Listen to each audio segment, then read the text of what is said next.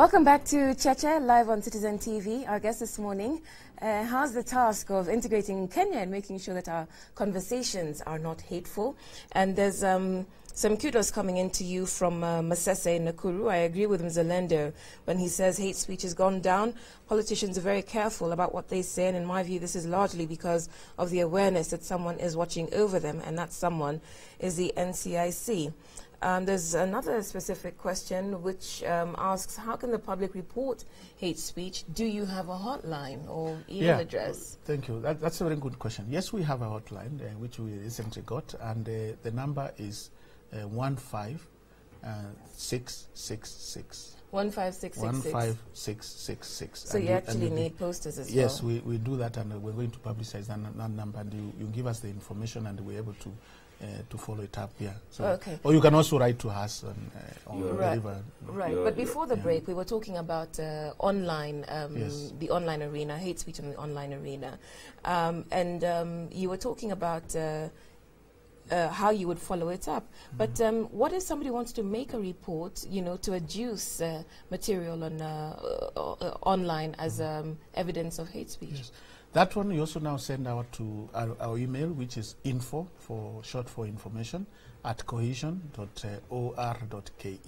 That is how you send that information to us, and there are people who are looking. Or you can send it to the chairman directly, or any of the commissioners if you have their email. And this is actionable? This is actionable, okay. Yeah. And we're looking for this information because really we want to crack on this issue on social media. So people can send you tips without having to be compelled to come and go through that tedious process. Absolutely. A lot of people may not want to go through the whole hog of it. True. But they can tip you what's going on. Yes, they can. Actually, that's the view of Farah, who says not everyone can reach your offices, and people are, you know, using hate speech within the localities. So tell us the right steps to use on hearing hate speech down here in the rural areas. You write that, you write either to the email that I gave info at cohesion.or.ke, or you send it to 15666. And I must thank Kenyans because many of them have come to us and report some of these things.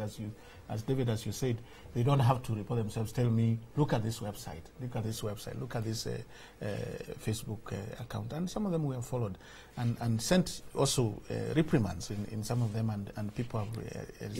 your mandate is not necessarily... You are seen as if your main mandate is hate speech. Yet you have the major mandate of integration of Kenyans to live as Kenyans.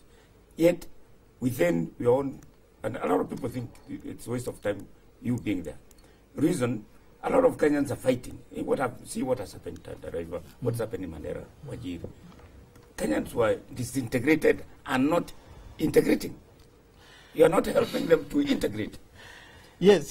There are a lot of ethnic fights in pastoral areas, agricultural people fighting with the pastoralists and farmers and marginalized areas. What is it you're doing to integrate Kenyans? Yeah, thank you for that question, and I know that's something that we've been accused of, and even people ask ourselves what happens after elections, what do you do? But I can tell you that there's so much work more that we are doing outside hate speech. And I'll give you an example. This whole issue of negotiated democracy, we came up with a commission where we said, look, don't go to elections where some minorities in some counties are feeling there's nothing there for us, because then they become fodder for incitement, because there's nothing there for them because they don't have the numbers. And they said, is it possible for you to sit down and agree who gets what? And I think that has taken root, particularly in the Kenya of the North and also parts of the Rift Valley. That's something that we're doing. We have been doing a lot of peace effort in different places. You remember Marsabit was banning Moyale. And because of intervention that we've seen, and also pointing out and say so-and-so is the one responsible, we have been able to remove that. Isiolo is also another area that was banning so much. Now it has come down because we're able to get these communities together and talk about it. Bungoma was the other hotspot because of the Sabwat, thinking that we have been put together now with the Bukusus, there's nothing there for us. And we're able to bring these people on the table and discuss it. We're also doing a lot of work in curricular development. We have brought out all curricular developers in this country and told them we want to mainstream cohesion and integration in the school curricula. When will that happen? That has already happened. The curriculum is being written now. When your child comes to school, you will look at even if it's physics, and you see that there's something about people living together. also, you remember the reforms on education, where now we're able to say, when the new curriculum gets adopted, before you graduate school with an engineering degree, you must have taken a course called citizenship. You cannot graduate before you take, and that course tells you the contribution of everybody in Kenya. So there is a lot of many things that we are doing, but people probably don't realize it. But I also don't worry about it so much, because I say, even you look at the major beer making company in this town, they make so many brands, but they are known by one brand. And people know them that way, but there are many other things. So yes, for an identity it's okay, but I want Kenyans, these other things we have not publicized. So what happened in Tana River? Where were you? In Tana River, we were there, by the way. But you know, sometimes you may not be able to solve all the problems. But it doesn't mean, if you ask Tana River people whether they know national cohesion, they tell you, yes, we know. Tana River issue was confounded by elections, by these politics, and also issue of natural resources. Who controls what and who controls what when they come. Sometimes when those things are at stake, people don't listen.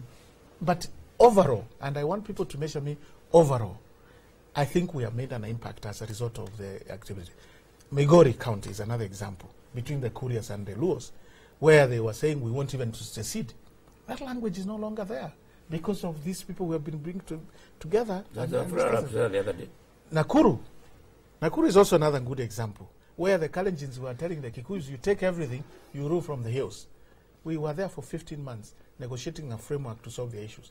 Nakuru is very quiet. There are still issues. I had, URP and TNA complaining that they should change, and they have all fielded all manner of people there. And it was corrected. Once that matter was last brought week. that was brought to the floor. I don't think we can completely eliminate all problems, tensions in the country. Yeah. But we can be able to manage them. They don't become a problem. I wanted to ask you, you had all these prominent, distinguished people who you appointed as ambassadors, correct, peace ambassadors. And what are they doing, and what is their work? Those people are our informal entrances to top candidates, because some of them are very prominent, that they're able to speak even with Honorable Raila, for example, or even Kibaki, or Uhuru, or another candidates. These are the people that when the commission is not able to reach them, we can send them a message and say, please tell Mheshimiwa not to go that direction. I think it's not helping it. But much more important is that they are professionals who, in their own profession, they are very distinguished, that if they told journalists, for example, this is not good, they will listen. So we use them now as people to influence the segment of society. There are people also in their communities, someone like Semboyo, for example, a prominent peacemaker who helped with South Sudan. If he talks to the Kalenjin, he will be able to listen. If we talk, for example, I told him I want to meet 100 Kalenjin elders or opinion people, he will be able to mobilize them for me very quickly, which probably I will not be able to do. Are you satisfied they've done a good job? You've used them adequately, or there is more, or there are challenges, acceptability? Have you marketed them well enough to the country? There is no problem of acceptability at all. Maybe we have not used them as much as we would have liked to use them. Right. I think that's something that we can do. But we're using them in many forums. Look at one of the young man who has now even composed a very good song that's saying, we don't have to, they want us to bleed so that they can lead. You know, he's promoting it in a talent. Who is that? What is his name? I can't remember. It's a young musician. Musician. Giuliani. Yeah, thank you very much. Yeah. Giuliani. There's a specific question here, and I think it relates to what you were talking about, the marginalization of people. And so David asked, if I say hate speech is caused by hungry, marginalized people who want to make their voices heard, would I be wrong? Say, for instance, out of 10 civil servants, 8 come from the same tribe. It's not wrong.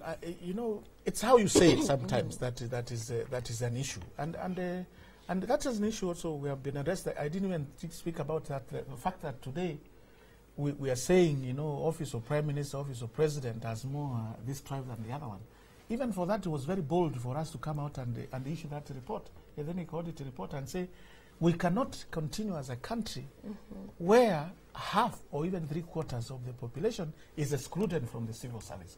We need to do something about it. We need to have some affirmative action to bring these people on board, because those are the people now who get incited. And for a fact, you know, and that's what we're saying. it's very important that we include everybody. Another specific question about something that's been in the news recently, claims that the government is trying to rig elections. Would that be seen as hate speech or incitement? In fact, it's causing disintegration. The government itself. Being facetious. I would consider that incitement under penal code, under Section 95, because Why? I think, well, because we have been there. Where we have been saying issues of rigging have led us to where we were in 2007, 2008. What I would want to see, it's very clear evidence where you come and say, we think government is rigging because it has done this is the evidence, and then have us deal with it. You know, when you make a claim, also help us to forestall it. Don't make a claim and leave us like that. Make us a claim so that we stop it, because nobody wants rigging in this country. And I know my sister commissioner, IBC, doesn't want this one. And we know it has grave consequences. So say, this is what we know, this is the evidence, and then we can all come and say, we must fix that to make sure that doesn't happen. So since the statement was made by CORD, have you taken any steps? Because they listed quite a bit of dates and meetings and whatnot. Have you investigated that? Because you can't say, bring the evidence. You can also go for the evidence. But there were not even a transcript of these conversations, or even But do you expect a transcript in a political conversation planning to rig an election, for example? Are you trying to help us? I'm just saying. No, are you trying to help us, or are you trying to incite us? To alert you. Yeah, but I cannot deal with something that I don't know. I haven't seen it. It's my word against yours. That might be called lack of initiative. Because if somebody says there's fire here, you go and check, is there fire here, the fire, firefighting team. And if you find there's no fire, you say, okay, there was no fire there. Those people who are making those allegations, which police station did they report? And I think I don't think that we are actually addressing that issue properly. I mean, there are some things, and crime is done in this country without documentation. I mean, corruption happens without documents sometimes. You can't say bring documents of attempts to rig elections if people are planning. It will be your commission to go and say, are these guys just making noise, or is there evidence? You investigate and find there is nothing, you dismiss it for what it is. You can't say, until you bring us evidence, you are waiting. I agree with what you're saying. Yeah. And I'm not saying that we dismissed it just for the sake of it. And I think that's why the chair of IBC You're saying you did something? And what is it? No, that's why, management of elections in this country there is someone who has that mandate, constitutional mandate. Only if he needs help from us that we can be able to do it. And that's why I'm saying, I've been telling people, don't poke holes on IBC, because that's all we got.